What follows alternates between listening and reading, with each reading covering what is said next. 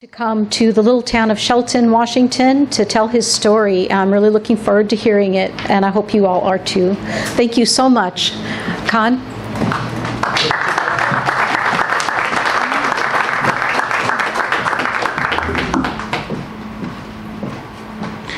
Thank you, Brenda. Thank you, everybody. Thank you for coming. Brenda and I actually, we met roughly like 3 months ago. We came over for a different reason, and then after the chat, Brenda said, "Oh, why don't you come over again and give a talk?" Yes, and today here I am. Really appreciate your help, your arrangement. Yeah, I find it's very honored to be able to present here and to share my story, basically my journey from China to America. So, as you can tell, this year is 2019. So I'm exactly 50 years old. So the years ending with 9 looks like I'm like it has some special meaning to me. I was born in 1969, so 50 years ago. That's so if you know Chinese history, that's during the height of Cultural Revolution in China. So its Cultural Revolution starts from 1966 until 1976. So it was a 10-year period. It's called what some of the historians say that's a disastrous period of China. So, yeah, so as you can tell, I was born at the height of that period. And then later on, 1979, when I was 10 years old, that's when China started to open door to the people outside of China. It's like allow the more freer market economy. So that's basically, that's what we call open door. That's 1979. And then, yeah, and then 1989 is also an important year for me.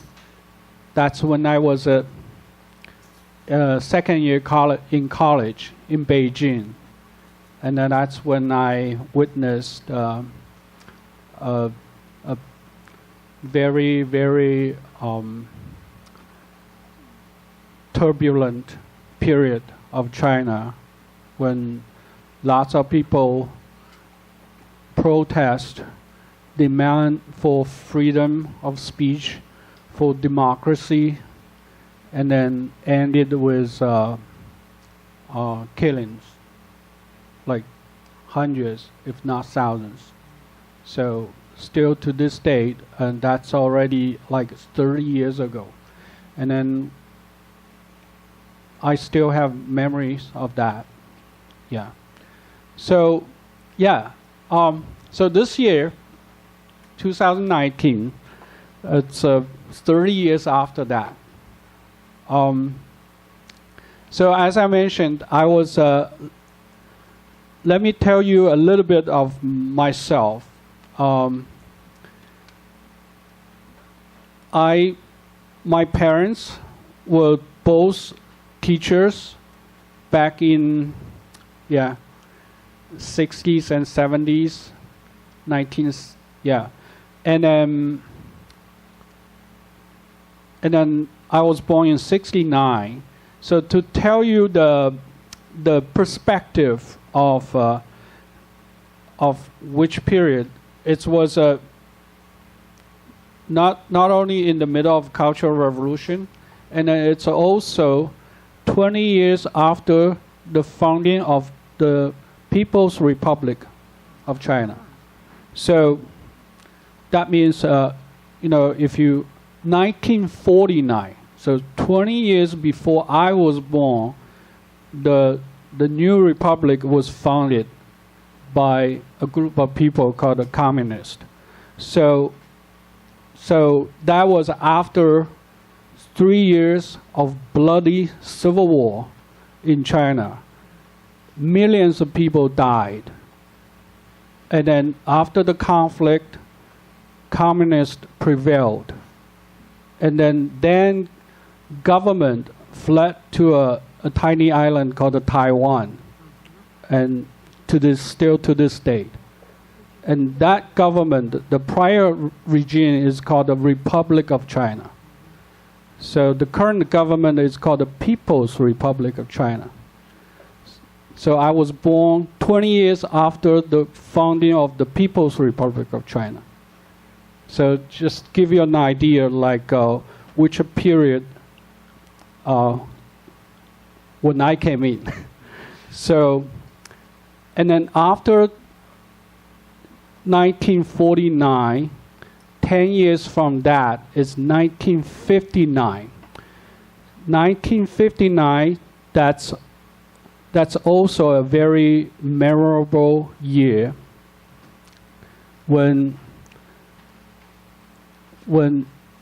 China was experiencing like huge transformation. It's called a giant forward leap. Giant forward leap is a term used by the government to basically they want to transform China. They want to like have a big transformation.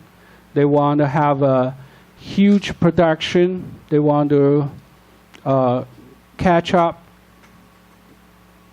everybody or all advanced countries in the world within a short period of time.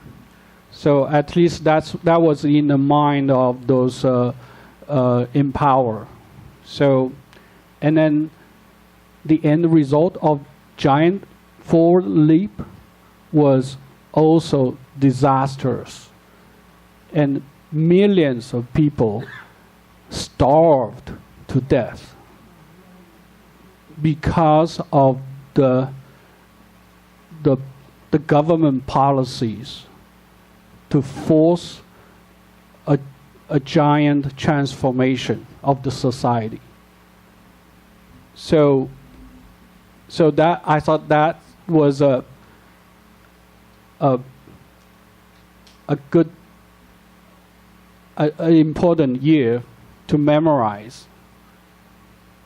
So for me, I was born in the middle of, as I mentioned, Cultural Revolution, and my parents were school teachers. And back then, when I was young, was enjoying good life. I remember, when I was like 4 or 5 years old, like before I go into school, I remember being like left alone with a house key around my neck, and then running around with neighbors' kids.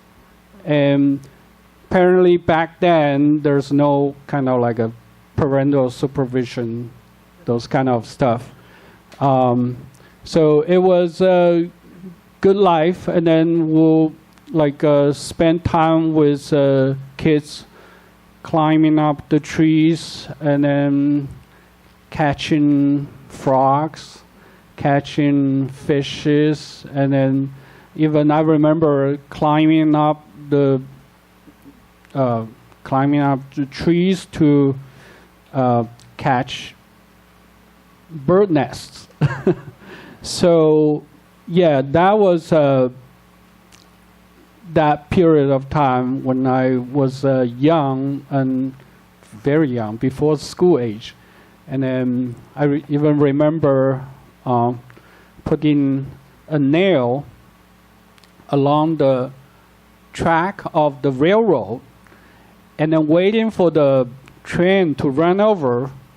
And then when the train passed, you get a little nice flattened nail that's becoming a very, it's like a, whatever the shape, it be like a knife, a little knife of something, kind of a souvenir. So, yeah, life was good back then. And then when I first, then I went to school, first grader, 1976. So that's also an important year to remember in China. And basically, 1976, that's the end of Cultural Revolution. Why Cultural Revolution ended that year? Because the leader died. The Mao, the founding of the People's Republic, died during that year. I remember the first words that we have to memorize, to remember, was it's like it's just to commemorate the long-lived great leader of China, Chairman Mao Zedong. So it's I remember it's like first grader. I have to memorize all those words, and then remember how to do the writing. You know, all those very complicated. The leader, Chinese words for leader is very, very complicated for first graders. So, yeah, and then so that was 1976, and then soon after it was. And a couple of years later, 1978, and then near the end of 1978, I think, later on to 79. So that's when the Chinese leadership finally realized that, you know, we cannot run this country to the end with this super political charged policies. So they started to make economic reforms. So I emphasize it's economic reforms. So they were not planning to do any political reforms. So it was just they realized that the socialist planning system did not work, because whatever the centralized planning, it would not motivate people. And then that's why the production was very low, and then people was starving. And so, sure enough, back in 1978, you know, it's almost immediately, you know, once the people are freed to do their small business, their small enterprise, they were allowed to raise like chickens or pigs in their backyard. Then the country actually see the economic booming back then. So it's almost instantaneously. You can see the life come back again in 1978. And then sure enough, gradually later in 79, and then later in the 80s. So back then, life was good. So I remember I was, in my elementary years. And so there was a lot of flexibility is freedom. We can hear a lot of, particularly the music, country music that was not allowed before 1978. Some of the music produced by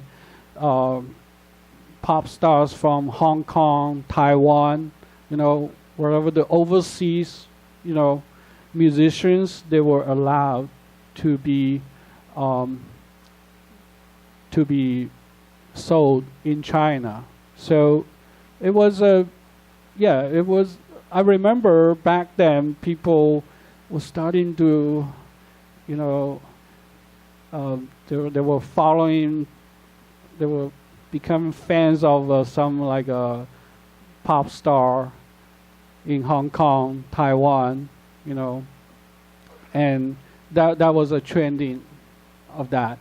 And then in 80s, early 80s, and then you will see people started to, like to have more say on things. They in 1984, people actually try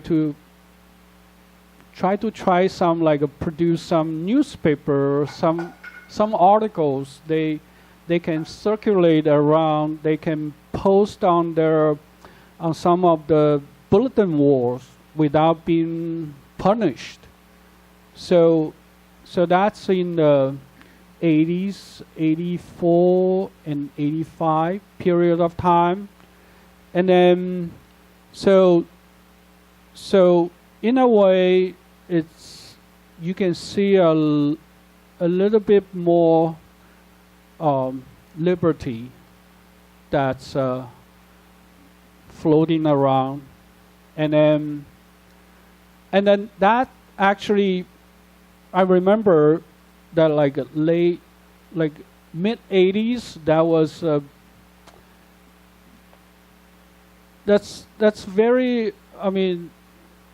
liberal period of time in China, and then there was a lot of free thinkings. How people were trying to think in how what's the direction of this country, how we want to run our lives. They were questioning a lot of some fundamental principles of the communist doctrines. So, and then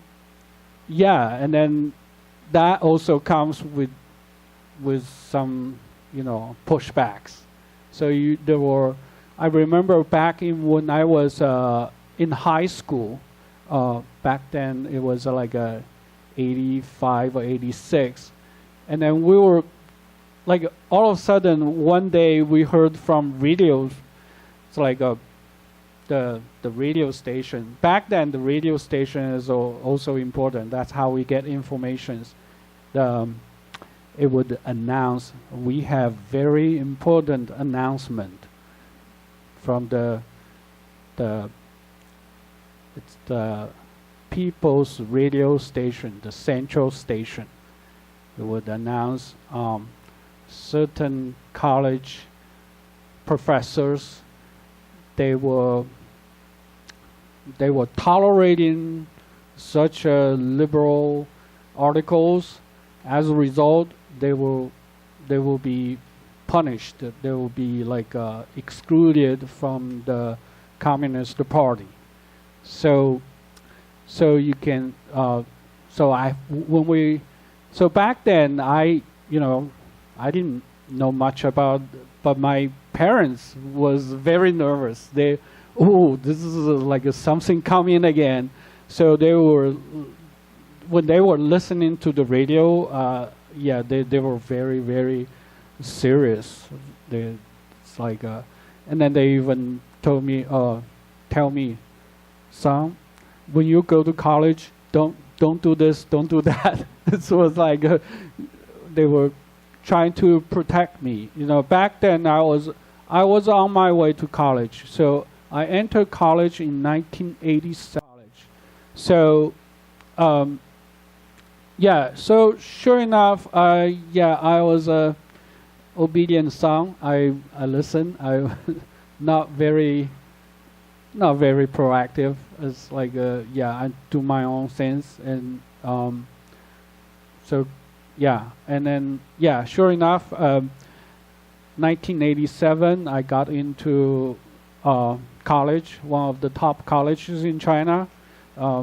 It's Tsinghua University in Beijing. So, and then, yeah, it's a. I remember, like, that was the first time I have to say, I have to leave my hometown. Age 18, leave my hometown, and not, because back in home I always speak. I spoke my hometown language. It's like hometown dialect. It's not Mandarin. It's not 普通话. It's my hometown language. So, and then I always talk to, my friends and family in that language. And then I never had the need to speak Mandarin, like a conversation Mandarin, in daily life, until I arrived in Beijing. So when I arrived in Beijing, like the first time when I remember when I need to go to cafeteria to buy food, and I didn't know how to say Mandarin in common, like, conversational language. I knew how to read the textbook in Mandarin. So that's how it's kind of funny that for the first time I realized that I need to speak the conversational Mandarin, the 普通话, the common language in China. So it's, yeah, I find it fascinating, interesting. One of my friends' parents came over to visit us, and then she said, Khan, you need to speak Mandarin now. So get used to it. So it's kind of funny that it's kind of a life change transition for me. And yeah, in college, back then, 1987, it was not too bad. It's like the people there were very friendly, and the faculty in the college, they see you. I came from South China, so yeah, so my Mandarin always have some accent. Okay, so it's not a Beijing Mandarin, so you can tell. So people were very friendly, and faculty, and also the supporting staff.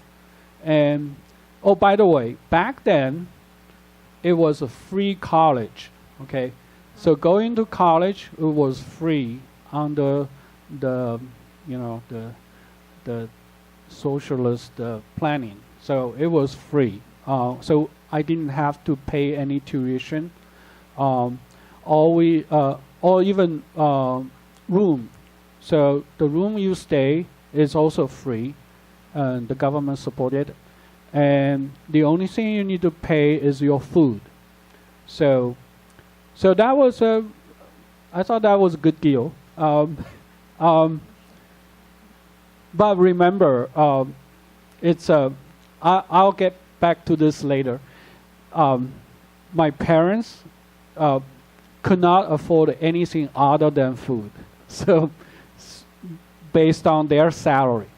So in a way, based on their pay scale, yeah, they can only afford the food that I spent in college. So It's like every month, like I forgot exactly how many yuan, Chinese yuan it is. But it was good. And then I remember the first, when we got there, like in less than a few days, like the first month after September, and then we will pull out to for 1 month long military training. So like there were some policy, newly implemented policy that they wanted all the college freshman students to go through the military training before you know do regular academic stuff. So yeah, so and then I went through firsthand. It's like we were pulled into some kind of boot camp in like northern China. It's like and then they even told me, don't tell anybody your location because that's a military installation, and don't even tell the unit number to your family. It's kind of funny. And then when you write letters, you have to write it in a certain way so that it's not disclosing the location of the installation. So I find that was wow, that's interesting. Wow, at least we got into something classified. And then yeah, back then, since that was like a first time left out of my hometown, it's like I would say it's like sometimes homesick. You keep writing letters to my parents, my friends. I remember during the first year, I wrote a lot of letters. So yeah, and then also anticipating letters from getting back. So back then, yeah, and then that was yeah, pretty much 1987, and then the turn of the year, and then we there's a new class called that everybody have to take. It's called, so after the training, there's a class called the history of Chinese Revolution. So that's, you can tell that's a political doctrine that you need to take. So basically, you have to memorize all those words in order to pass the test. So it's as a Chinese students back then, it's pretty used to that kind of indoctrination. You know, we since we were in elementary school, middle school, so you basically, there's always a political class. So in addition to reading math, music, there's a politics class. Yeah, so we were used to that. It's basically you need to learn all this. What is the Marxism? What is socialism? Yeah, something that you just need to memorize, and then you need to write it down when you. Yeah, we even have when you get into the college exam. You know, in China, there's a similar to SAT, right? So there's a college entrance exam. So yeah, politics is one of the subjects that you need to pass. So anyway, when we were learning this, it's called the Chinese Revolutionary History. It's interesting. So basically, it's obviously that's a college level politics. So it's pretty much a lot of stuff that we already learned when we were in the middle school. We knew those kind of a period, but the one thing that stood out for me, still remember is at the end of the class, you are supposed to write an essay, basically describe from your own mind what you have learned during that semester, like out of your own mind, and then you write it down, and then the school will actually collect those essays and actually compile it. So if it's good, they will actually collect it and compile it into a booklet so that future classes can read it. So, and then I always find this kind of like a political writing, it's like it's a daunting task for me. It's like I have to write something and then to pass the class, and then luckily they actually handed out us the booklet from earlier grades, right? So I was the class of 1987, and then each one of us, before we writing some essays, we were handed down with a booklet of a class of 1984.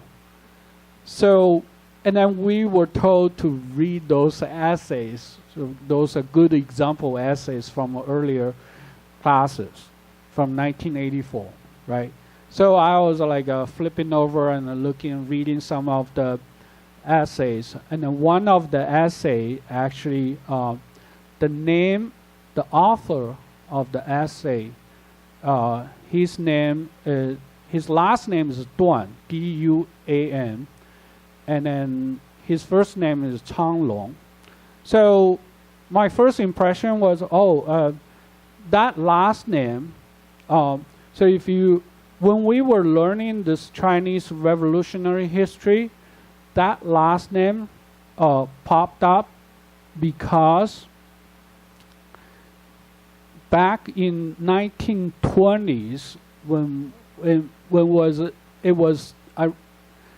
it was still called Republic of China, and that the D-U-A-N, the Duan, he was one of the premiers or prime ministers that was in power back in 1920. And then in our school teaching, in this Chinese revolutionary history, it basically blasted whatever the prior government was doing. I mean, they were like a brutal government. They were treating people very badly. They were actually open file and then kill students, whoever demonstrated in front of the government building. And then so this Premier Duan was the worst of them all. So in 1920s. So 1920 was also a very turbulent period in China because just to give you a background, China before 1911 it was a Chinese empire. It's called Imperial China. So China had emperors. The last emperor stepped down in 1911. So after 1911, that's the founding of the Republic of China. That's also called the First Republic. It's actually the first republic in Asia. So before then there were no republic. So in retrospect, that was a really, recognition of the, kind of like country unity back then, back 1911. So back then, from 1911 till 1920s. So it was kind of like the government was kind of going like a rotation because there were not very stable government. So sometimes the government would only last a few months because people didn't like it. And then luckily back then, at least, there were some free elections. So 1911, yeah, can you imagine that? Like there were some parliamentary elections held back in 1911. That's why the government was kind of rotating because if they didn't do well, the people didn't like it, they will just throw them out of office. And so that's the kind of like, you can say it's kind of a central government is kind of chaotic. But in a way, it actually didn't affect the ordinary people. I mean, ordinary people, they were still doing their own business. You know, they just changing the government. It didn't. I mean, because those changing of government was still kind of peaceful transition, because you got voted out, somebody got voted in. Yes, there could be some like bribery in the election, but still, it's yeah. Looking back, that's 100 years ago. So I find it when I was reading this part of history, I find it very fascinating that at least like a early stage of democracy was practiced back then. So, but anyway, go back to this Premier Duan. So he was one. It's in my college textbook, he is a public enemy #1. Okay, and then the author of that essay was his brother's grandson. So that's why they share the same last name. And then, so obviously, because he was a premier of the Chinese government back then, so his family, including his brother, was also very famous. He was also a very famous entrepreneur. It's like an early form of enterprise, you know, and with government connections. So, and then when this student, this class of 1984, when he was writing this, and then I got the impression that he was obviously he was praised. The current government was so lenient toward his family because his family belonged to the public enemy #1, right? So he felt how lucky he was to be able to admit it to this top university in China, and then he felt very, very thankful to the Chinese the communist government. So, and then he actually to give you an idea that why he would express that kind of gratitude is that normally, if when the communists took power in China, they basically dissect the society into several categories. It depends on what family you're born with, your family status, whether or not your parents worked for prior government, and whether or not your parents was rich, whether or not your parents was a landowner, or whether or not your parents was a revolutionary, was a communist. So, and then there was like all kinds of categories of people. It was like I don't remember. It kept changing. It's like 10 categories. So depends on which category of people you fall into. All the government programs like enrollment, employment, college admission, they would discriminate against you if you are not in the favored category. And then obviously there are favored categories. So if you are the revolutionary list descendant. So, oh, yeah. So anyway, that is why this student expressed his gratitude to the government, saying, oh, you know, I'm from this quote unquote bad family, you know, bad categories of family, and yet I'm still be able to accept it to this prestigious college. So when I was reading that, well, I thought, wow, yeah, that's pretty amazing. Okay, so that does mean that the current government is very lenient, very forgiving, you know.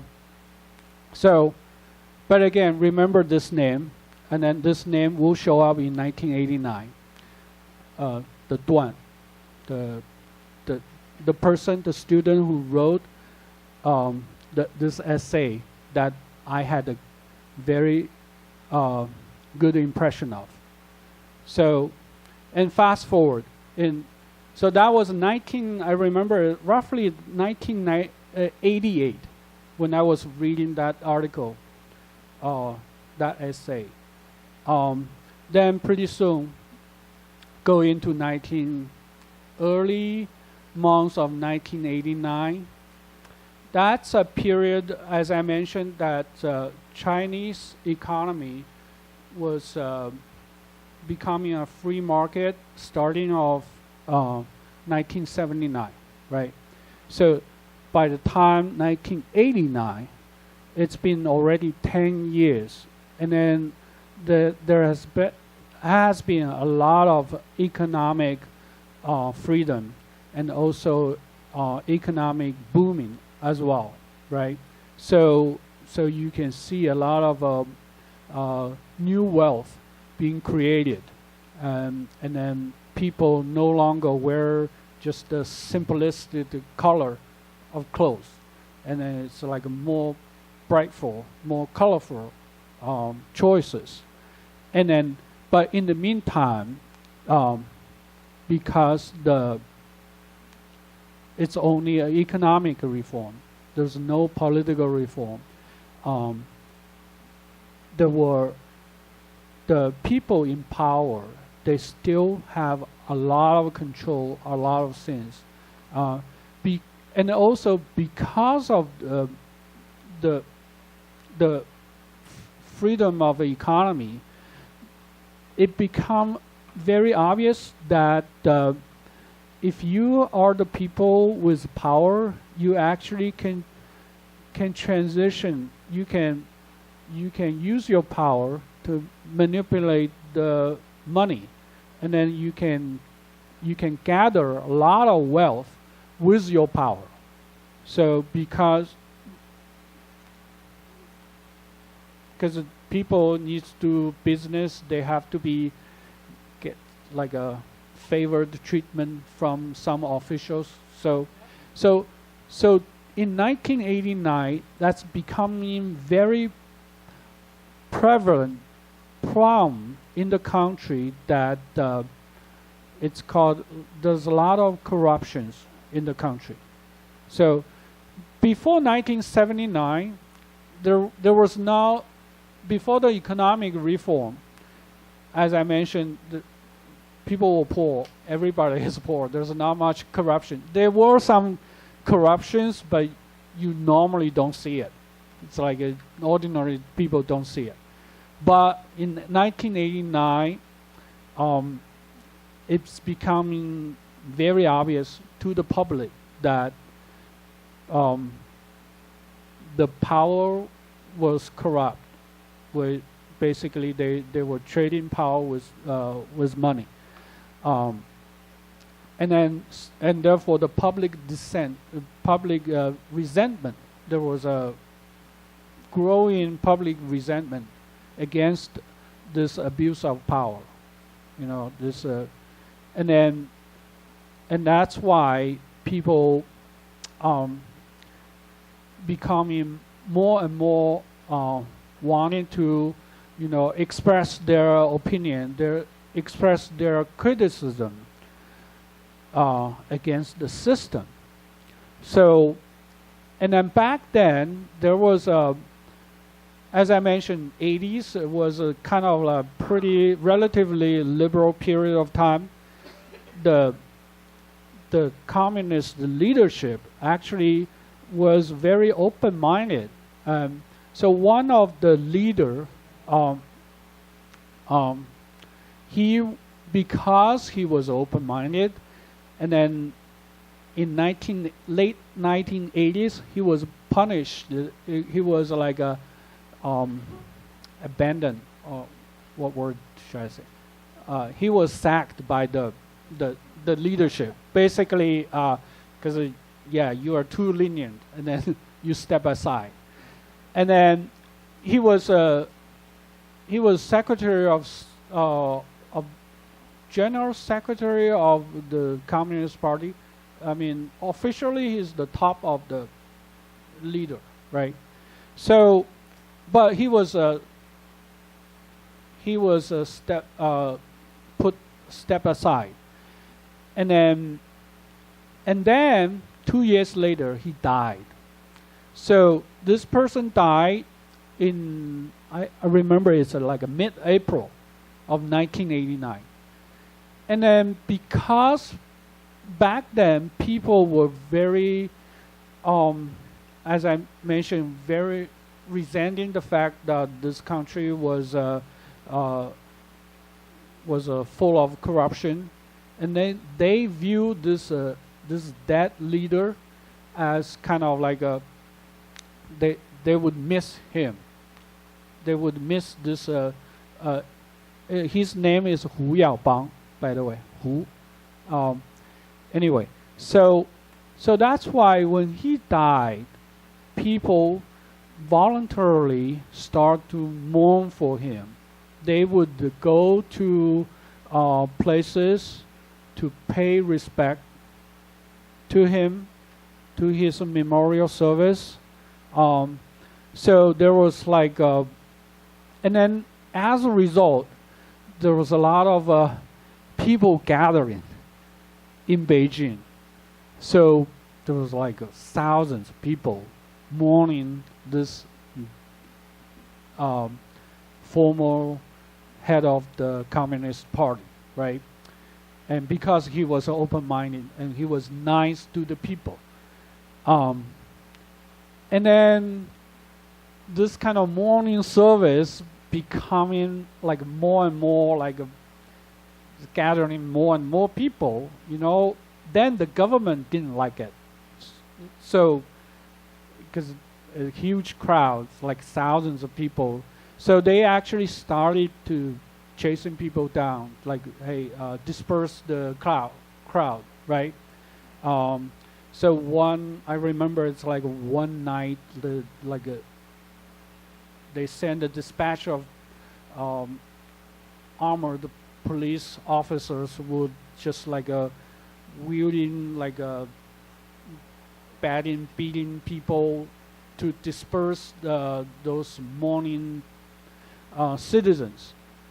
And then that becomes confrontational, so people become very angry.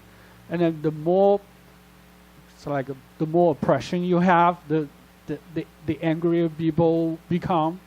And then the word spreads out like fire across campuses in Beijing. So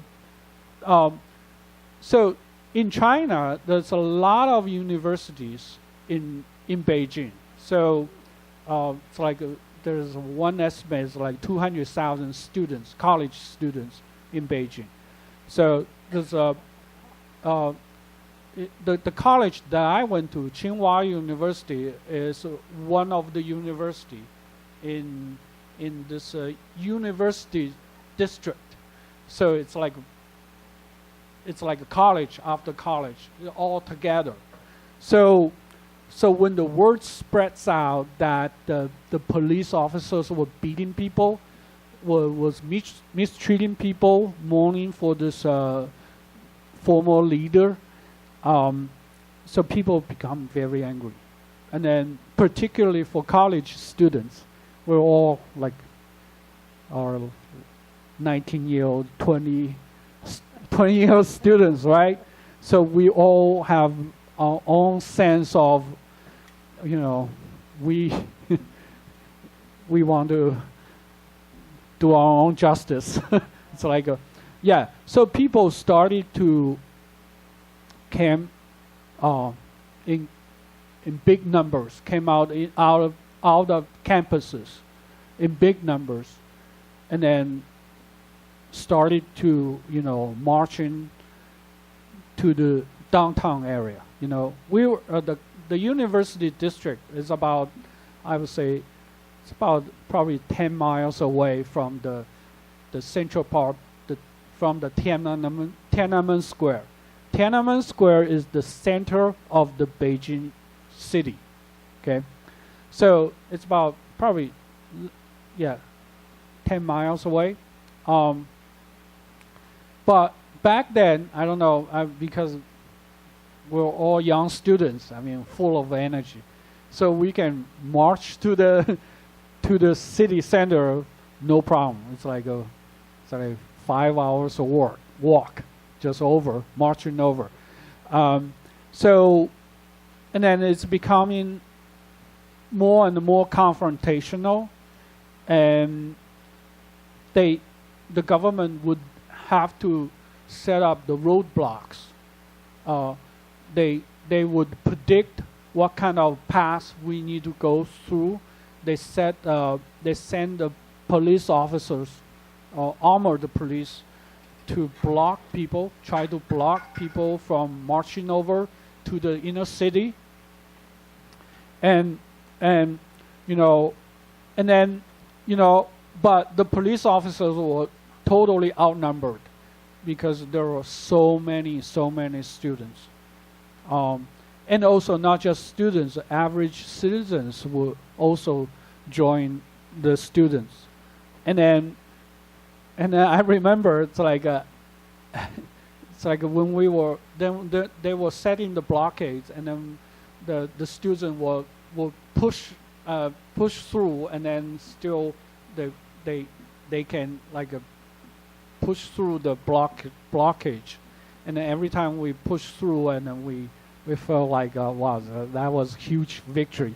and then so as you can tell, back then it was, at least it was not deadly. So it was there was confrontation, but it's not that deadly. The police officers back then, they when they got pushed away, they would just stay on side. They were not chasing after you because they were outnumbered. If they were foolish enough to do anything, they would be they will be treated badly. Anyway, so during that period of time, all this demonstration was running until the late April, and then all of a sudden, the government mouthpiece newspaper, it's called the People's Daily newspaper, they published an editorial. So this editorial in April 26th, it basically denounced all these student demonstrations and denounced that as political, like a counter-revolutionary thing. So, mind you, counter-revolutionary is very grave consequences on. It's very severe label on you in China. So if you are counter-revolutionary, then you are bad. Yeah.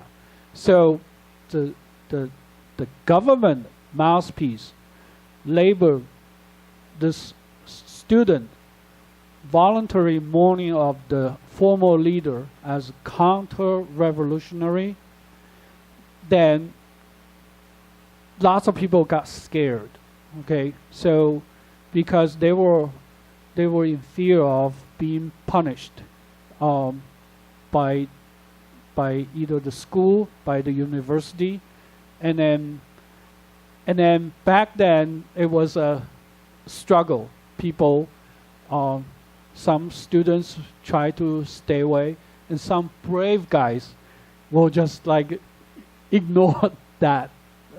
Will just so basically, students some were enraged by this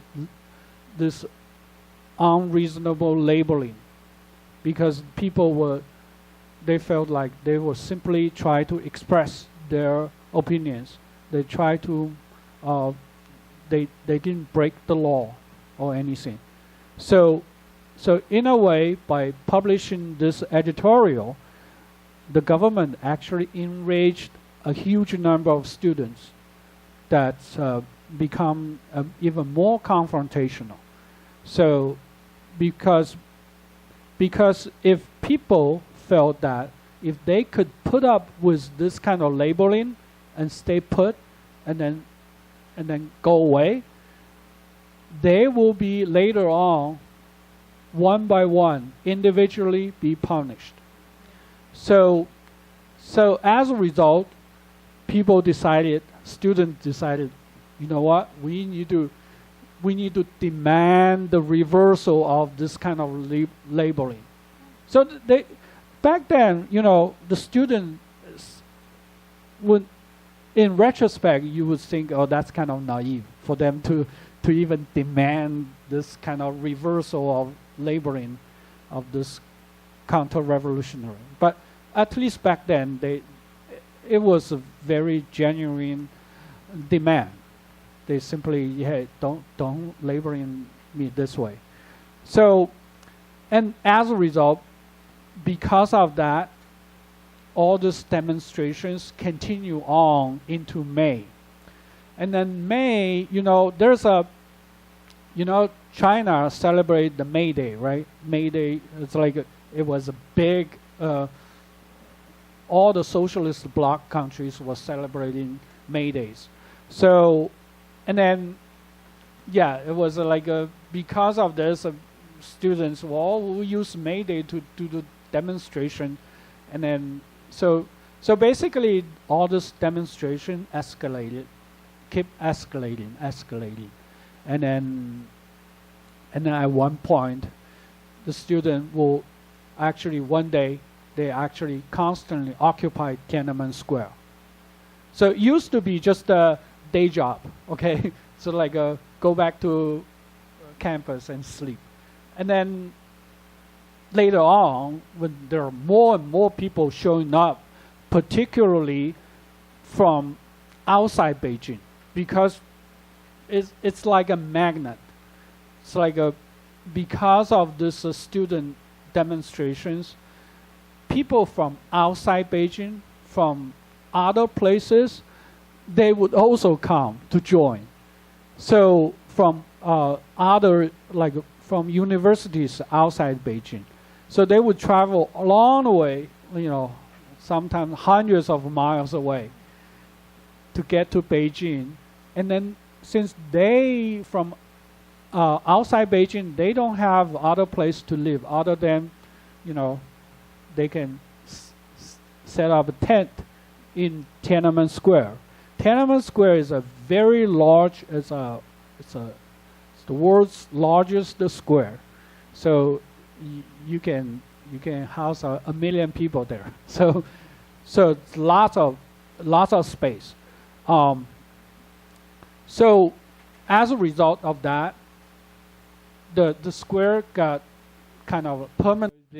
People have tents there, and also students realized that back then people from overseas would actually donate money to help with facilities like a tent, food, some clothing or some. So any materials they actually got shipped to Beijing to Tiananmen Square. So it's kind of interesting that in a way it actually emboldened the students. So feel like, oh, we're not alone. The whole world is watching us, and particularly when the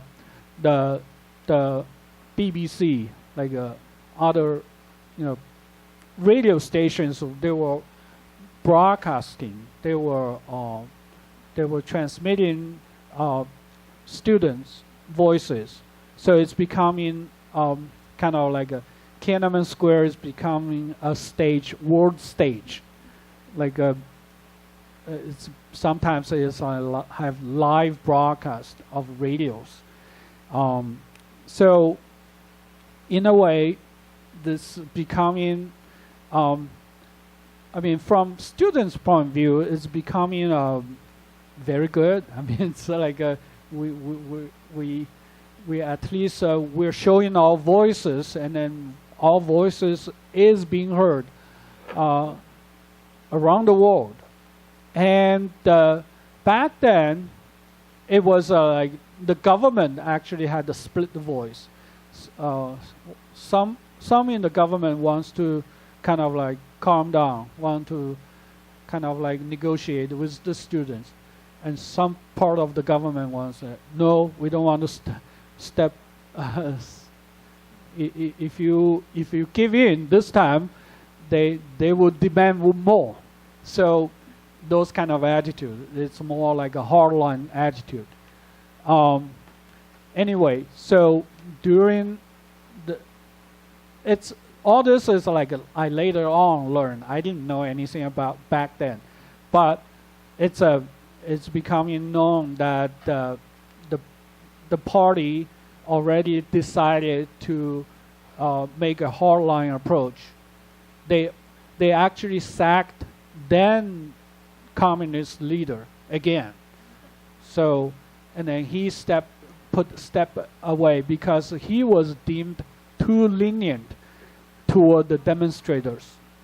So, and then he was pushed aside.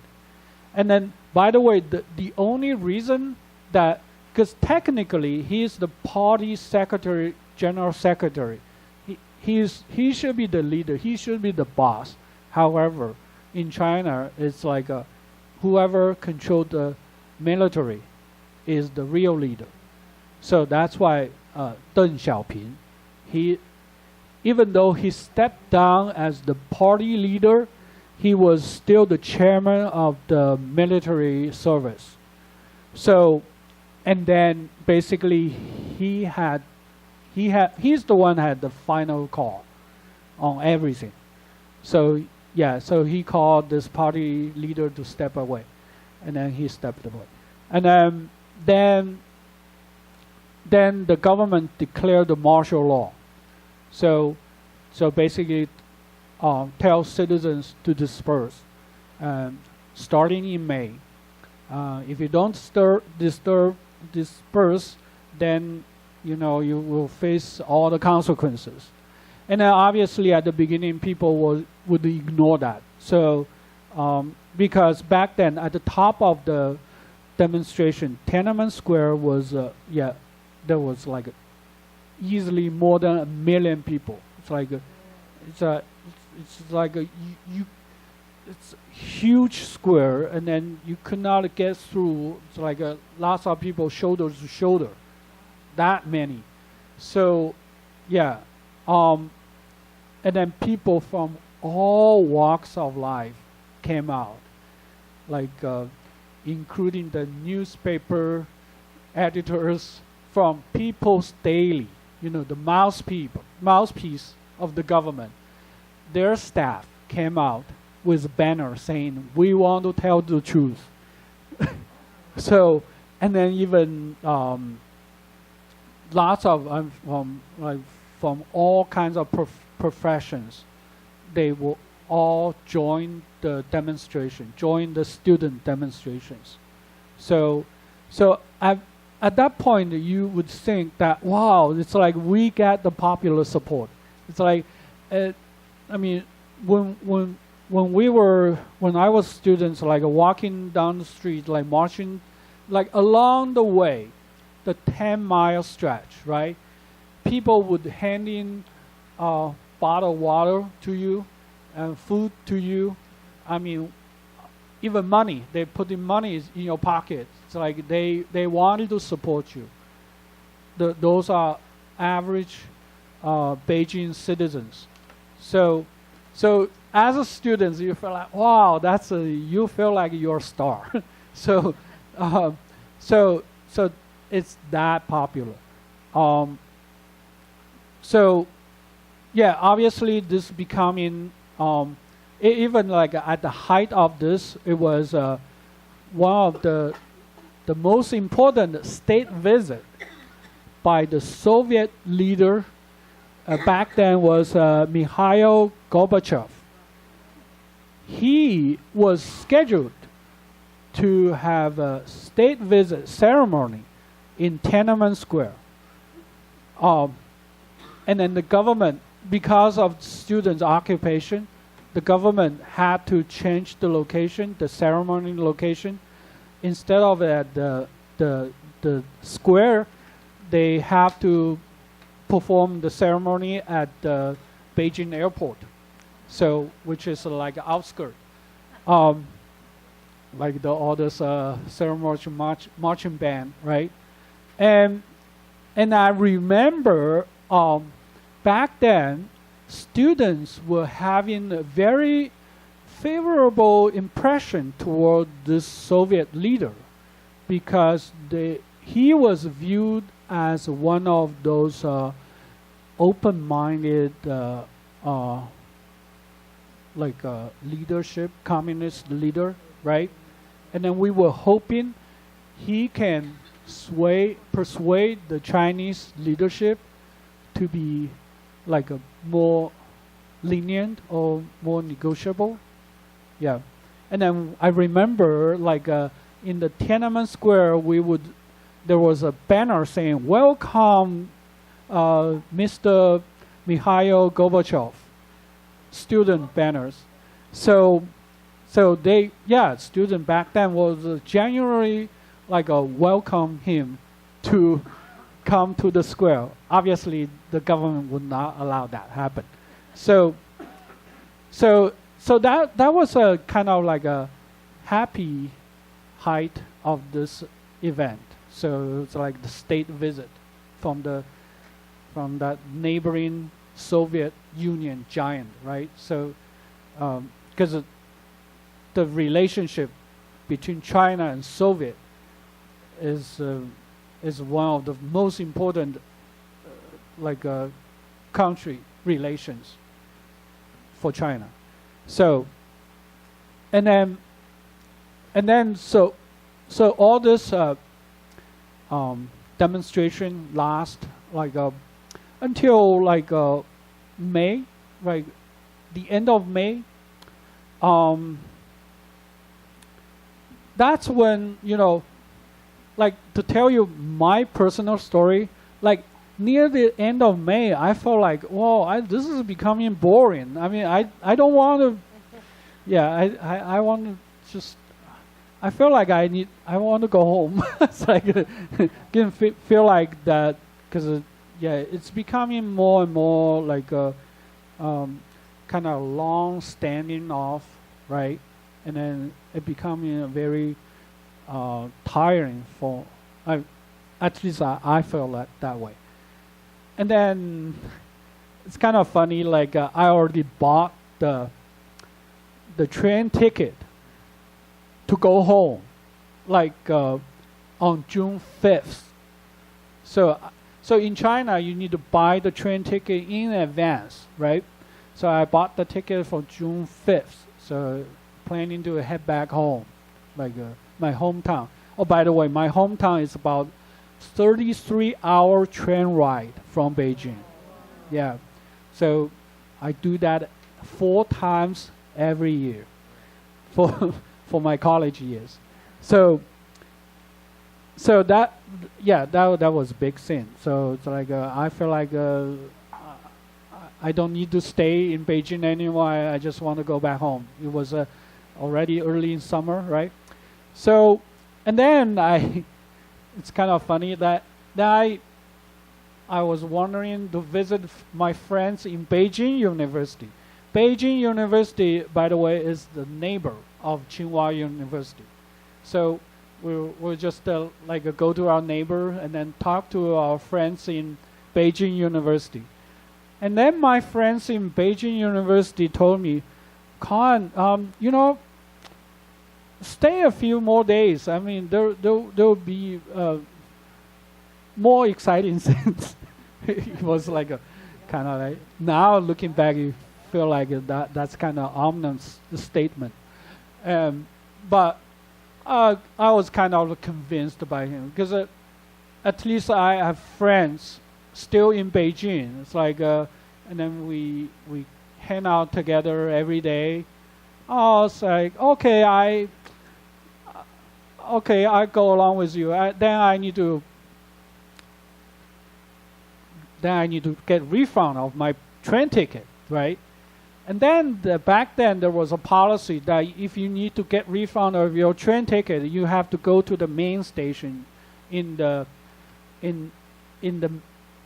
downtown area to get refund. I could not get I can only buy ticket from the university district. So we decided to go to the downtown, the main train station ticketing area is right next to Tiananmen Square. Okay, so that was June 3rd. Okay, it was Saturday, June 3rd, and then we felt like there were 4 of us. So we felt, Tiananmen Square, yeah, we've been there many times. It's like it's a piece of cake. So we would go there and then get my train ticket refunded and go back, right? So it's a piece of cake. So 4 of us rode our bike. That's our transportation thing. So we rode our bike down to Beijing, and then we were, wow, I was like, it's been, back then I hadn't visited Beijing for probably like the Tiananmen Square area. I had not been there for about like a week or 2. So then on that day I noticed, wow, that there was a big difference. The big differences is you can see lots of burned down buses, lot of so it's more chaotic than I had anticipated. There was and then again there's a lot of people there, and then we already heard so-called accident that some military vehicle already ran over 3 students, so killed 3 students on the outskirts of Beijing.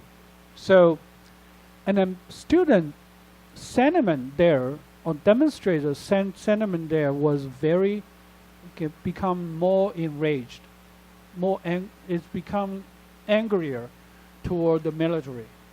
So, yeah, by the way, back then, because the martial law was declared, basically they were constantly sending military personnel into the city. So and then their vehicles were blocked by the citizens. So Beijing citizens would block them, the large convoys of the military vehicles. But they would change into plain clothes and then just infiltrate inside the Beijing, and then change their uniform back. So back then, you would notice that inside Beijing, all those important government installations were all occupied and guarded by military already. So they basically, it's like all the militaries were in place.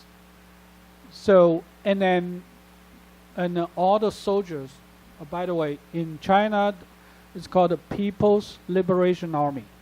So People's Liberation Army officers and soldiers were all fully armored with a helmet, and then they were protecting the main government office, like the central government office. They were like it's just a huge blockade, and the students was keep demonstrating outside, but you would not be able to penetrate. And then I remember seeing, some of the buses, angry students was carrying those confiscated weapons from the People's Liberation Army. So it's like the rifles, and then the bayonet, and the ammunitions. So students back then was kind of, I would say, in retrospect, is still very naive. So they were looking at this as, they were using that as evidence that the government is suppressing us. However, this, in retrospect, this could be just it's just a pretext for the government to act on you, because they would say, you robbed the military, you robbed the weapon. So when I was walking on the street, I was riding a bike, barely getting through along the big, it's called the Chang'an Road, right on both sides of Tiananmen Square. It's about 10 miles long. So we were going along this road toward the Tiananmen Square. So I felt like, wow, this is becoming the government. If the government start to act, they could start anytime, right? Because they have the reasoning, they have all this installation already protected. Yeah, that's my feeling. That's my gut feeling. It's like, and then when we finished our business, our getting refund from my train ticket, I was like, and we had another small accident. It was like, I got a flat tire for my bicycle. So I was like, if this is a normal day, I would just stay in Beijing, in the Tiananmen Square, because the square has food, has tent, has everything. So you can stay there overnight, and then you know what? I don't know why. It's like maybe, God knows. And then I decided, this is too chaotic. I want to go back to my campus. So I ended up like pulling my flat tire bike and then sat at the back of my friend's bike, and then pulled all the way 10 miles back to my campus.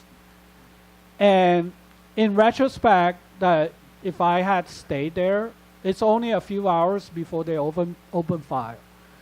Okay, because they opened fire during the late evening of June 3rd. Yeah. So And then back then, when I got back to campus and then my dormitory, the second day, the early morning, we would heard the morning music that, you know, all the blood clothes Tiananmen Square back to our campus, and all the bullets, empty bullet shells. So, and then when I saw that, yeah, my tears went out. So, it's, yeah, I knew that people died. So, and then it was, I remember my first instinct when I see this is, I'm going to tell my mom and dad that I'm still alive. Yeah, so that's my first instinct, you know. That was a Sunday morning. You know, normally the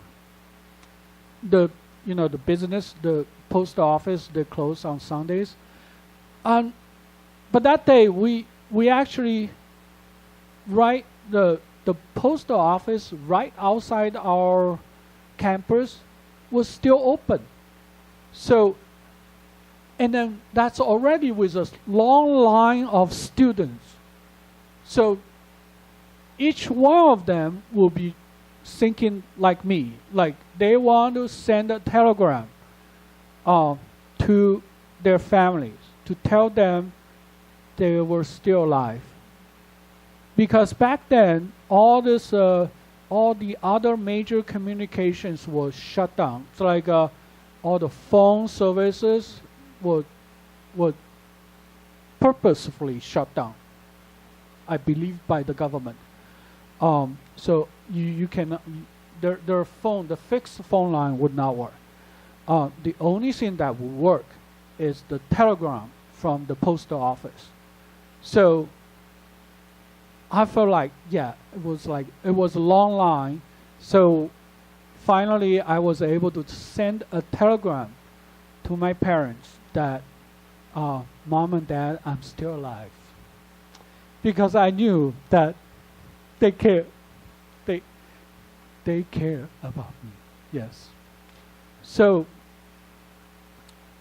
and so, like thousands of students, like in the campus, they felt the same way.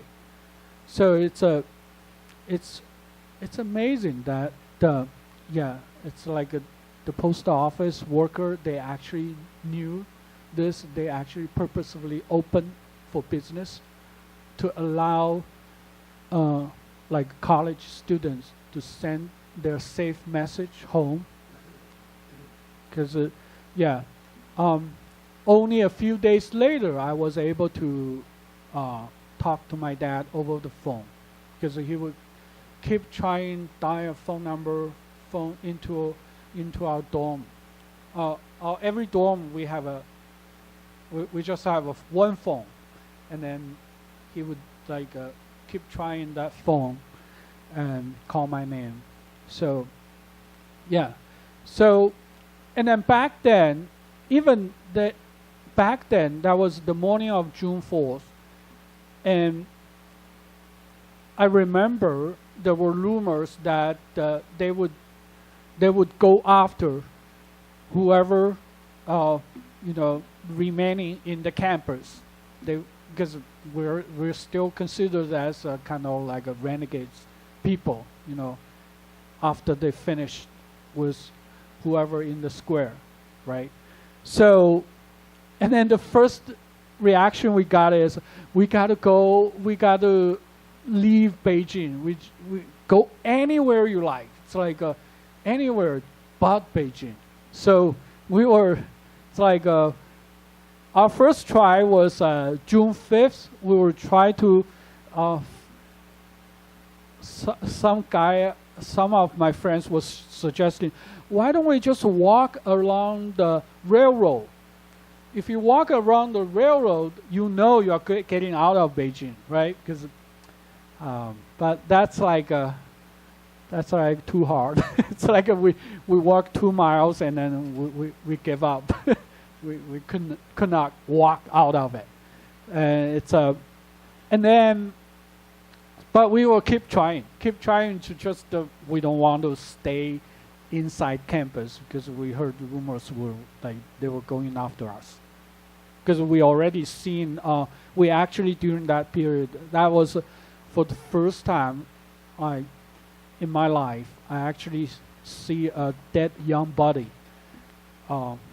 transported by a truck. So it was killed by the bullet wound. So yeah, it's like, wow. Back then I was 19 years old. I mean, it's like, wow. It's just, yeah. So our instant reaction will be getting out of Beijing and keep trying. So until like June 7th, and then we realized, oh, people can send out June 7th, they opened the subway. The Beijing subway system was reopened on June 7th. So, and then we get somebody to actually transport us from campus to one of the subway stations. So we can ride the subway and toward the train station. So yeah, and then we did that, and then the moment we step out of the train station, so you eventually when you get to the downtown, the main train station, you need to step out of the subway, right? On the surface, and then you would see it heavily armed, the military surrounding you. It's like wow, it's all, yeah, it's all taken over, and then over the distance I could still hear like a sporadic random gun shooting. So, and then we were just like, wow, it's like we're just like we want the least exposure to the outside. We just yeah, we run toward the main station building, and then yeah, and then there were lots of students like me. We back then, you know, fortunately, we didn't need to have a train ticket to board on any train. So the personnel in the Beijing train station actually was so nice. They were not collecting tickets anymore. They just, if you're students, you just move. And then we just caught on a train like a southbound, like to Nanjing. It's like my hometown is Nanchang, but we know that Nanchang Road is already blocked, so we go to Nanjing. So, but it's still good. At least it's out of Beijing. So, and then so we were boarded on the train without ticket, because yeah, we didn't have tickets. And then the people on the train, personnel were also very nice to students. They were, oh, you're students, and then sit in our like catering. There's a catering booth, right? There's one section of the train is for just for catering, and then we go straight sit there, and then they would love to hear our stories about what's happening in Beijing during the So the people there, the personnel, the train personnel, they would tell us what's happening. So yeah, and that feel like, oh, okay, finally we feel kind of safe. And then the train moves southbound and leaving Beijing, and then that's how we kind of escape out of it. And then, you know, it's interesting. When our train is southbound, we keep getting trains northbound, military trains. Those military trains will carry tanks, artillery, cavalry. So, you know, it's kind of interesting that. I mean, back then when I saw that, oh, that's so, like, they were sending militaries northbound with heavy equipment. So, and then back then I didn't understand, but like several decades later, when I was reading, so it was they were preparing for any army mutiny, like any fraction of the army could be like could be against their order if they were ready to crush any resistance or renegade army. So back then I didn't understand any of this, but at least I witnessed that that's happening in front of my eyes. So yeah, and yeah, long story short, so finally it took us I arrived in Nanjing, and then all the typical transportation was gone. And I was like, we were able to take the boat, like upstream from the Yangtze River, because my hometown was more upstream. And then arrived there from another town, and then take a short train back home. So eventually it took me 3 days, 3 or 5 days, get back home. And yeah, so luckily, yeah, I feel like at home. And then, I guess a few weeks later, in like late August, my parents received a letter from our school administration. They would say, there has been an unrest in Beijing, counter-revolutionary unrest in Beijing. If your students arrived at home, he needs to be, re-educated when he come back to school in September. So yeah, and then yeah, so we were kind of prepared. So yeah, I think back then, yeah, September, sure enough, yeah, I went back to campus, yeah, go back to school, yeah, and then they, yeah, obviously when you arrived, none of the academic classes should matter to you anymore. They would say the first thing you do is write down what you have done during that period of time, like 2 months period of time. Tell us everything. It's like, so write down all the details, like what you have done. It's like, and we felt like our whole class, like 33 people, class, right? We all sat together, we write down. It's like, what do we write? It's like, we feel like, it's like, I'm just bystander. I mean, I'm watching, I'm watching other people doing things. I'm not doing anything. It's like, I didn't do anything. So, yeah, luckily it was not, it was just that. So we submitted what our kind of like a document, and then they would say, okay, it's like but what I've heard is leaders got arrested, and then yeah, in fact they sent out the notice to across the country with photos of student leaders.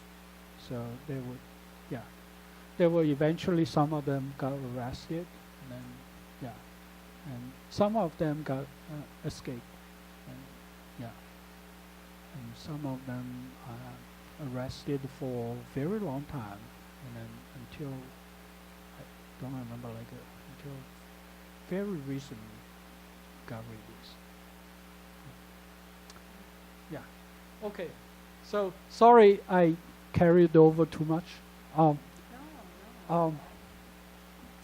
Yeah. So are we open for questions? Just looking for time to do that. Okay. Do you guys need a break?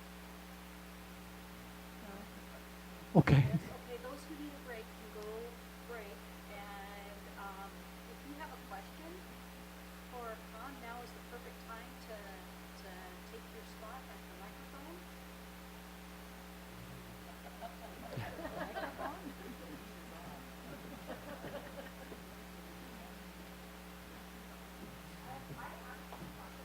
Okay, please feel free to. Oh, this one? Okay. Well, I actually had a lot of questions, like four Okay. or five, but, let's just start with a couple. What's going on with America, with the socialist movement coming on in America and becoming stronger, more powerful, and more popular, does that alarm you at all? And what are the similarities? And then the other thing, I just want to know how you got out of China and how you got to America. Yes, good question. I was going to say that. What's going on in America, the kind of like people were flirting with socialist ideas, is really set alarm on myself. It's just, for me personally experienced the socialist it's not something you want to try. It's certainly we want the new generations to actually learn the history, learn the history of other countries, learn the lessons. Don't have the attitudes, oh, those people just simply made the mistakes. It's like, no, it's all over the places. So as far as how I got out of China, I was since I was not a leader, I'm just a student. After submitting that kind of documentation, they were kind of okay with me. So I was able to finish my college degree, and then at my senior year, I applied for graduate admission to the University of Wisconsin-Madison. So I was fortunate enough to got into the graduate degree, and I left China in 1992. Yes. Yes, sir. Did the fact that President Nixon had opened up the relationship with China, did that ever come into play in your part of that situation? Did you ever even know about President Nixon? I've heard of he's for basically restore diplomatic relations with the communist China, right? Yeah. So I think this is this is from practical view. It's like it's more from interest of American interest than because back then, I think it's 1972, that period of time, right? So that's I was 3 years old. Anyway, back then, China was actually had a war with Soviet Union in 1969. The same year I was born, there was a conflict in northern China with Soviet, and then the relationship between China and Soviet was so bad that they were basically attacking each other. They were verbally attacking each other. They were basically, even militarily, they were preparing a fight. So I even heard of maybe some like a rumor or maybe a story that the Soviet was even preparing send nukes to China, and then luckily like American government was kind of intervened. Hey, you guys don't do that. It's like this kind of thing. So I guess it's for American interest to because China-Soviet relationship was that bad, to counter the balance of Soviet. America needed China's help. Secretary Weinberger at the time was the next officer to go through there Okay. and establish a relationship which was terminated really quickly after the problems that you had there. Right, right. Yes. Thank you. Do you see any similarities between what you went through in Tiananmen Square and what's happening in Hong Kong right now? And what kind of outcome do you expect there? Oh, yeah. I heard of recent months what's happening in Hong Kong. Yeah, my heart goes with people there. Apparently I see similarities. It's basically students, young people, was expressing their views. They were demanding the government changing. But there are differences. I mean, they were simply dealing with the Hong Kong government. At least at least technically there's not a direct invasion of Chinese Liberation Army. Not at this moment yet, but let's hope not. So, and then this is 30 years later. So obviously all this communication, people have cell phones, this WeChat, Facebook, Twitter. So if anything silly could happen, this could be like a live broadcast to the world. So compared to 30 years ago, the facility of communications actually should deter this kind of barbaric activities. I hope so. Yeah.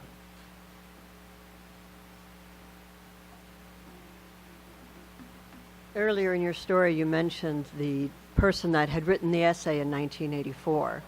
Was he coming back into the story? Did I understand Oh, that yes. correctly? I forgot about him. Sorry. Yeah. So he was on the list of dead. Yes. And then he was one of the first to be killed on that night. Yes.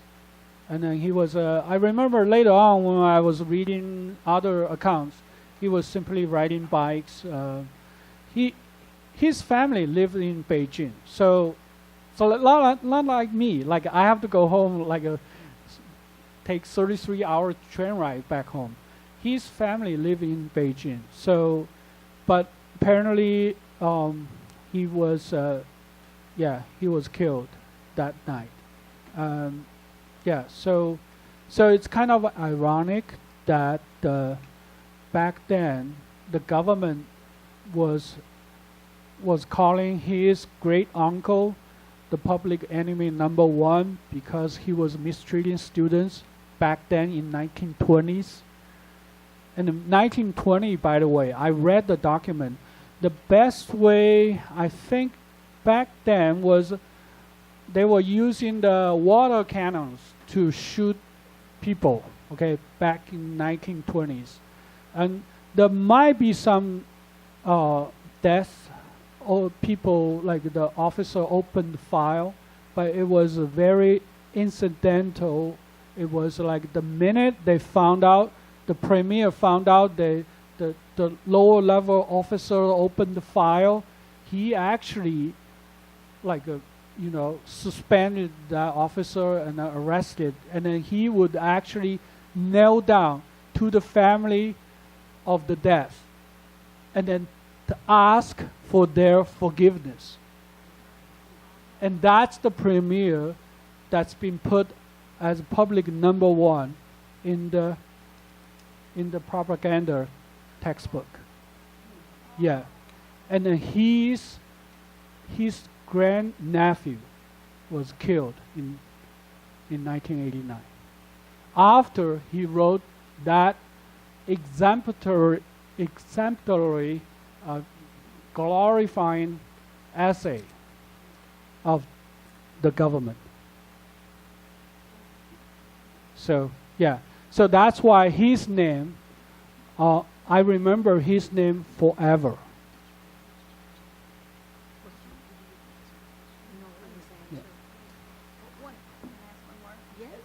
Yeah, sure.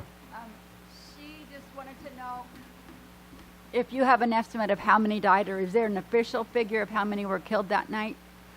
No, we don't know how many died because there's no official number. There's only some witness count that I remember watching some witness documentary. The actual people actually spent the whole night, June 4th, there.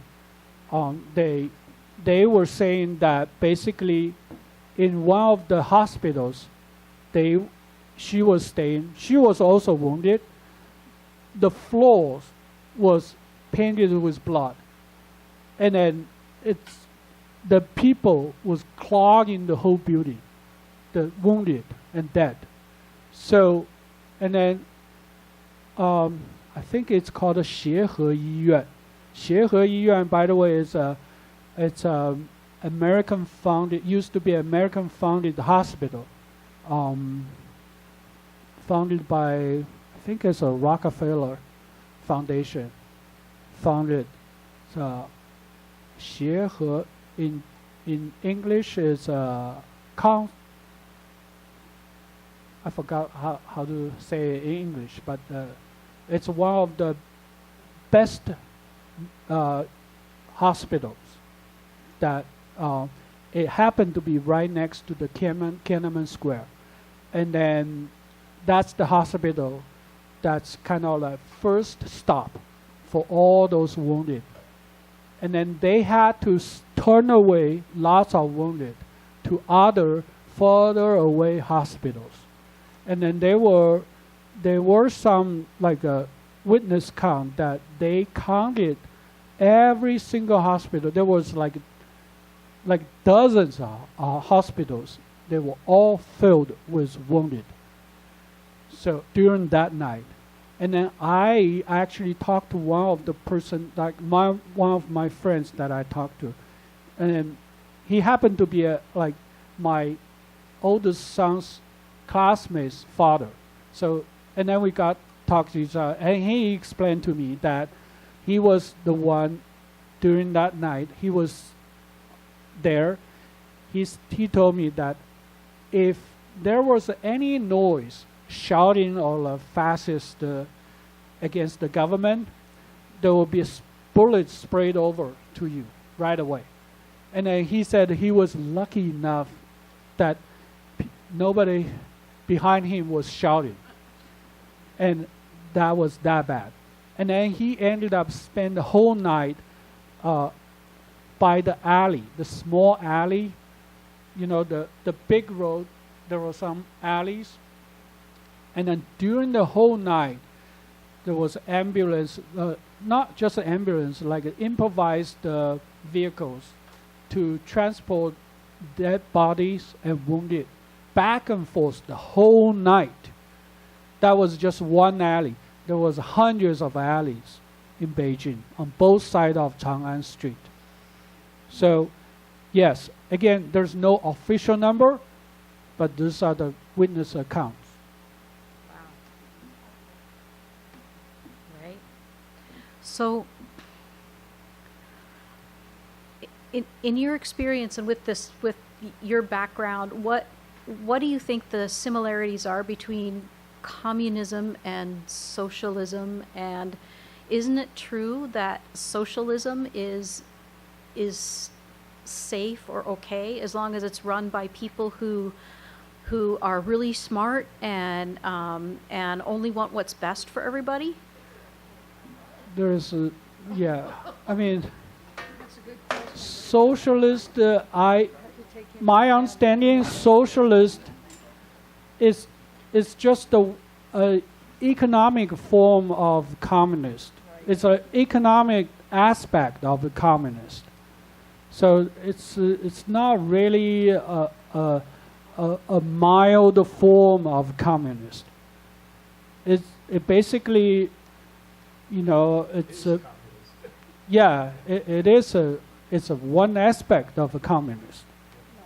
So, and then, you know, as far as like, as long as the people are smart, I mean, everybody in power thinks they are smart. Right. So, yeah. So, I mean, yeah, but we have to believe that people have limitations. So, if you don't accept that, then you go for the socialist. So if you believe people have limitation, we should never have socialist.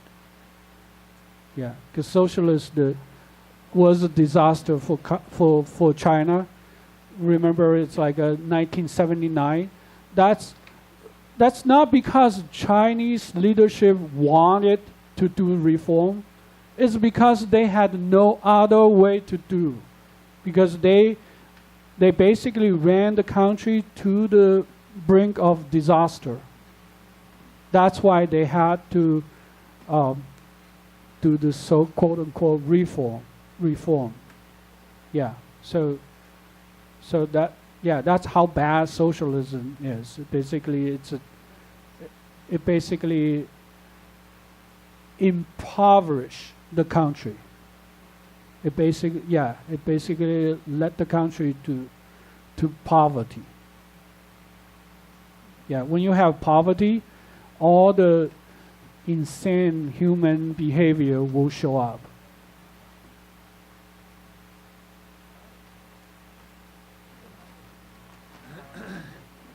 Thank you so much for coming.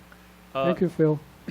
I was going to ask you about your perspective about the last decade in China. It seems like the government's really started to clamp down more and more each year, religious freedom and different things going on. Do you think that's going to continue? Are they afraid of?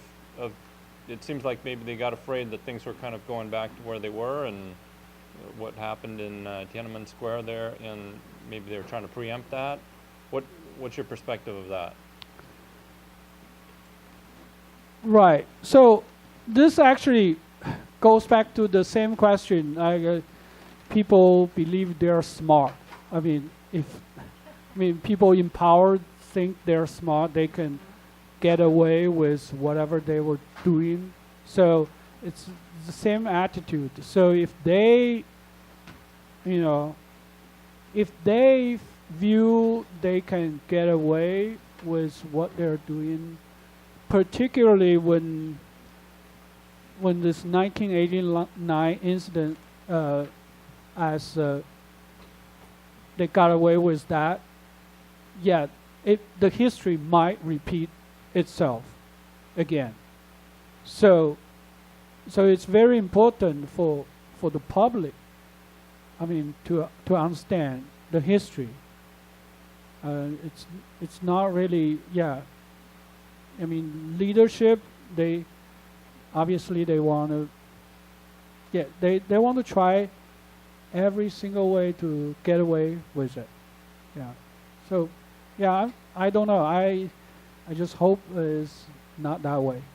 And then that's also one of the reasons that I'm very pleased that when Brenda invited me over, so I'm more than happy to share my story in China. So I want American to stay strong and to prosper. And then I don't want the history to repeat it in this country. That sounds like a good place to stop. Thank you. Very much. Thank you.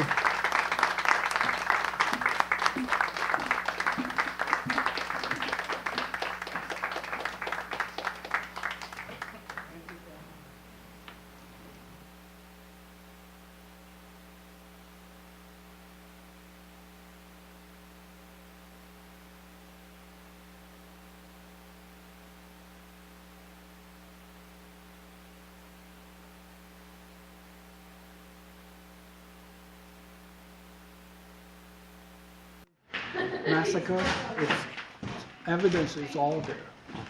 Wow. The bullet holes. It's like, yeah. It's really indiscriminate shooting. It's very serious. You think they left it there as a reminder for people at the beginning?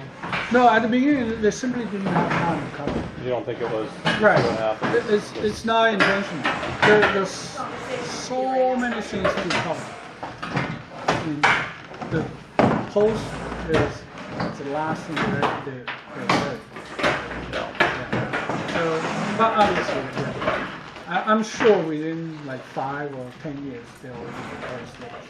They will say, "Oh, that's because we city modernization." Yeah. Yeah. City modernization. They repaved everything. Yeah. Wow.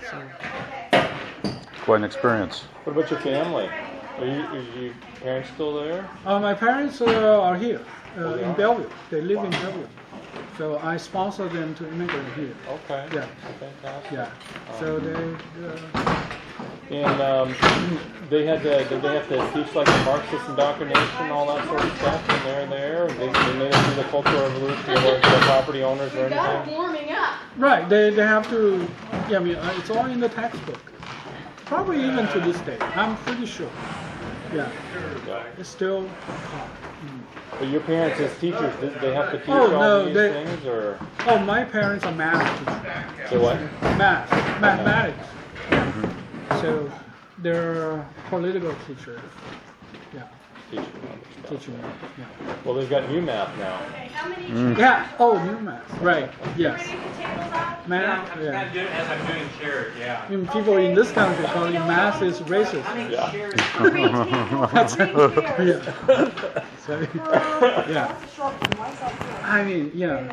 It's a leftist is leftist. It's like it doesn't matter which country you're in. So, yeah. How many, you know, I know you're a PCO, right? Yeah, I'm 48. The 48th, right?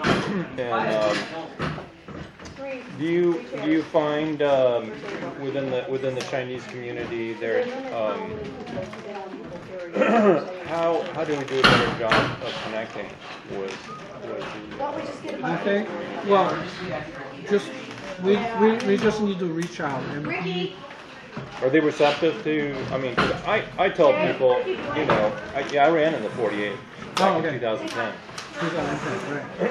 And you know, especially Indians and Chinese, they're always very receptive because I told people, you know, people immigrate to the United States for 2 reasons: for freedom or opportunity. Yeah. You know, one of those 2 reasons. Yeah. And people resonate with that, Yeah. and you know, they understand that's why they came. Yeah. And I mean, maybe it's a kind of a backdoor stretch. Because, you know, we're always, you know, as Republicans, we're always perceived as being anti-immigration. Right. That's We're not in, anti-immigration. right. We're anti-illegal. That's right. Yeah. Because it's not fair to other people who are coming and go through the process, obviously. I mean, I went through when I first applied for a green card, it took me like 3 or 4 years. Right. Right? Well, I was like staying in the line, all the paperwork to do.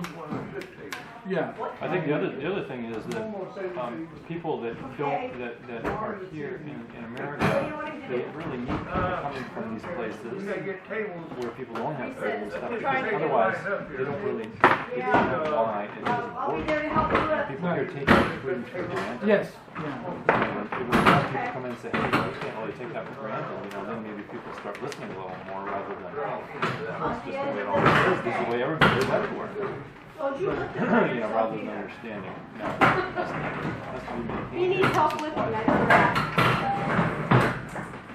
Anyway, you know, I think on the, I always tell people, you know, think about capitalism, say free market. Free market. Yeah. This, to me, is actually the Jesus tells us, serve one another, and that is really the basis. When I see my brother struggling with something, I can help out. Right. I come alongside. Yeah. I don't ask for anything. Nothing. That's right. If I just come by and help him, Yeah.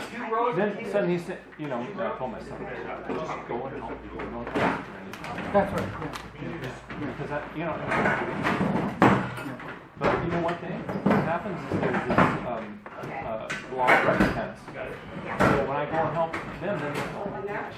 give them the chair. Oh, okay. And then they start, and when you start doing something that helps the other person, and then they realize it's helping them. Yeah. And then they think, boy, if I don't do something, somebody else is going to realize how helpful this person is, and then they're not going to help me. They're going to go help somebody else. So I better give them something. Oh, okay. That's kind of the way our minds work. And so I really value this person and the help they're giving me. Right. And so I want to keep them. I don't want to lose them to somebody else. And so I'm going to start rewarding them. Right. This is the way things work. And now you have people doing things voluntarily. In a socialist system, you don't have voluntary. It's everybody's forced to do whatever they're told to do. And here, you're motivated to do something. And I think another hugely important thing is the property rights. Because nobody's going to improve something that doesn't belong to them. That's right. Yeah. But if you don't think this is my little plot, and like you said, people did so on and so forth, and that was open. Yeah. Three chairs per side. Because why would the government be able to murder millions of people unless the bodies actually belong to the government? Right. So the body actually probably belongs to the government. So certainly Stalin would seem to, Stalin would seem to think that the bodies of the people belong to them. But fundamentally, I think one of the biggest problems with socialism is it doesn't accord with human nature. And I don't mean the bad parts of human nature, just the way that we're created by God. Okay, is this correct? In that we have concentric circles of care and responsibility that kind of go out from us, starting with me and my family, my community, my church, and different things that I have different levels of commitment to those different organizations. As I get further away, I've got less commitment and less responsibility. But with socialism, supposedly you have to care for, the child in Florida as much as you do for your own child. Right. It's just not possible. It's not that it's bad, but it's not possible because it's not bad that I care for my own child more than I care for them. And also it's forced. They force. Yeah. Right. Force you through higher taxes. Well, and the guy who's running the agency, I'm friends. I used to, when I was at Microsoft, I worked with Ross Hunter. Oh, Ross Hunter. Yeah. Yeah. So he and I worked together on Access. He and I worked on Access together. Yeah. He was program manager and I was programming, so it wasn't the same thing. But he runs all the child care agencies down here. He's been appointed to that. All the child care agencies, he runs those. Okay. So when I think about the socialism, is what I think about. That person, Ross Hunter, if he had to decide between I have to take care of my own family versus I'm responsible to take care of all the children in the state, and he has to make a decision which one is he going to take care of, which one is he going to choose. He's going to choose his own family. And of course that's the issue. That's a major issue. And of course nobody can blame him for taking care of his own family, even if something bad happened to some other child out here that he's supposed to take care of. Yeah, this is basically the flaw of bigger government. Well, there's also, are you familiar with von Mises? Are you familiar with, have you heard of Austrian economics? Austrian, yeah. So there's a German school based on Hegel. Are you familiar with Hegel? Yeah, he's kind of the philosopher of where Marx Marx and those people get their ideas from Hegel's kind of like. Oh, okay, I see. So it kind of comes out of his ideas. So he's German. Okay. And then you have another group in Austria. Okay. And they, in economics sphere, they opposed what the Germans. So they're kind of against what the Germans were saying. Oh, okay. So this is called Austrian economics. They opposed what the Germans were saying. Socialism and this sort of thing. Right, so this is what we call Austrian. Anyway, von Mises is in the Austrian school, and in 1919 he wrote what's called the Socialist Debate. Okay. So he explained, the mathematical problem really has to do with information and the flow of information, in that the people in charge don't have the information that they need to be able to make a decision. So even if you have the 20 smart individuals smartest people in Washington D.C. Okay. making the best decisions, and they have, you know, got all these PhDs and all the right. healthcare and Yeah. stuff like this. They don't have the information of 300 million people That's in right. their own Yeah. circumstances, That's right. Yeah. making their own decisions. Right. So, you know, setting aside all the moral questions and all that sort of stuff, you know, whether you consider abortion, It's just health care, impossible. or Yeah. it is. Okay, guys. Yeah. But there is I this think impulse that's better. that people think, I'm about here to talk. you know, there's a big pot of money up there, you know, that we all pay into, and you can just open that up, and, you know, nothing will Yeah. be problematic. And, but it does, you know, it just seems like, oh, that'll make things so much easier, you know. Yeah. So, Okay. but I think having people like you come and speak from your personal experience is impactful, because That's great. people That one I'll don't say. have that. They don't No, it's just goofy. know about it, especially younger people. That's why it's important. Young people to hear these messages, so they That's know good. how to No way. combat them. Because, you know, when you say, well, you know, from each according to his ability, to each according to their need. Yeah, right. Yeah. Sounds great. Might even sounds like something Jesus might say. So, But you know, you don't want to do this collective. It's like, I mean, You individual. there? Yeah, Jay. That- She needs to well, get you off. individually, family, and decide. other We're gonna thing be going to is, get keys. you know, when you're in Out a of the husband's community, pocket. Yeah. you say, hey, we agreed to do these things, and you're able to leave the community, Right. or you're able to Yeah. join the Right. community on, I mean, you can just say, well, no, That's no, right, yeah. no, that's a very different thing when it's Right. voluntary versus, no, you're part of this. That's right. Yeah. Once it's done by the government, okay? Well, that's, yeah, that's another thing, I think, where we, you know, even, we're going way out of balance here, but where, do we have a limited government?